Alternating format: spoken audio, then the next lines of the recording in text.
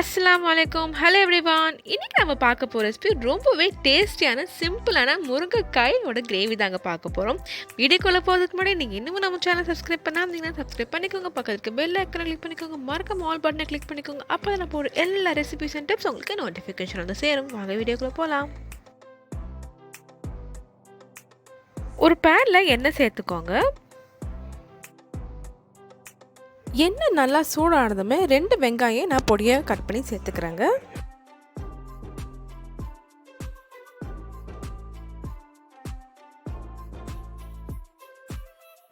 இப்போ இந்த கிரேவிக்கு தேவையான அளவுக்கு உப்பு சேர்த்துக்கிறேங்க. சேர்த்து நல்லா வதக்கி விட்டுக்கோங்க.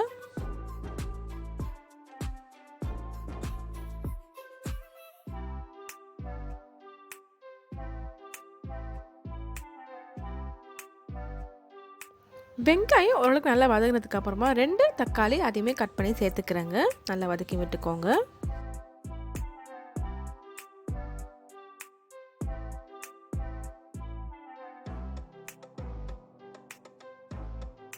இப்போ நம்ம மசாலாலாம் சேர்த்துருவோங்க. 1/2 டேபிள் ஸ்பூன் மஞ்சள்தூள், 1 டேபிள் ஸ்பூன் தனி மிளகாய் தூள், 2 டேபிள் ஸ்பூன் குழம்புத்தூள், இது எல்லாமே சேர்த்து நல்லா மிக்ஸ் பண்ணிக்கலாங்க. குழம்புத்தூளோட ரெசிபி ஏற்கனவே நம்ம சேனலில் அப்லோட் செஞ்சுருக்கேங்க. டிஸ்கிரிப்ஷன் பாக்ஸ் உங்களுக்கு லிங்க் கொடுக்குற, தேவைப்பட்டா செக் பண்ணிக்கோங்க.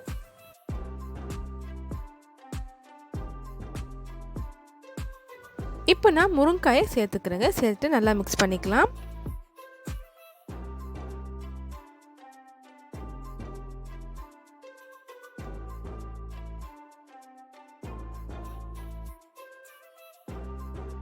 இப்போ முருங்காய் வேகிறதுக்கு நான் 2 கப் தண்ணி சேர்த்துக்கிறேங்க. சேர்த்துட்டு நல்லா மிக்ஸ் பண்ணிட்டு இப்போ நம்ம குக் பண்ணலாம்.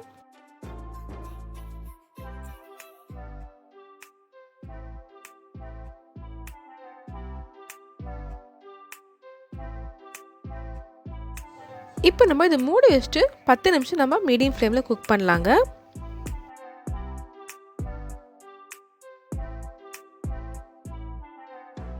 இடையில அப்பப்போ திறந்து இது மாதிரி மிக்ஸ் பண்ணிக்கோங்க.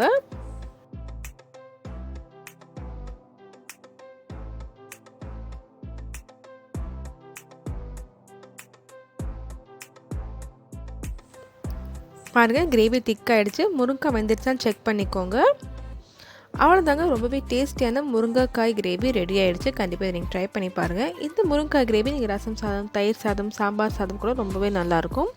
நீங்கள் இன்னமும் நம்ம சேனல் சப்ஸ்கிரைப் பண்ணாமல் இருந்தீங்கன்னா சப்ஸ்கிரைப் பண்ணிக்கோங்க. பக்கத்தில் இருக்க பெல் ஐக்கன் கிளிக் பண்ணிக்கோங்க. மறக்காம ஆல் பட்டனை கிளிக் பண்ணிக்கோங்க. அப்போ தான் நான் போகிற எல்லா ரெசிபிஸ் அண்ட் டிப்ஸ் உங்களுக்கு நோட்டிஃபிகேஷன் சேரும். தேங்க்யூ.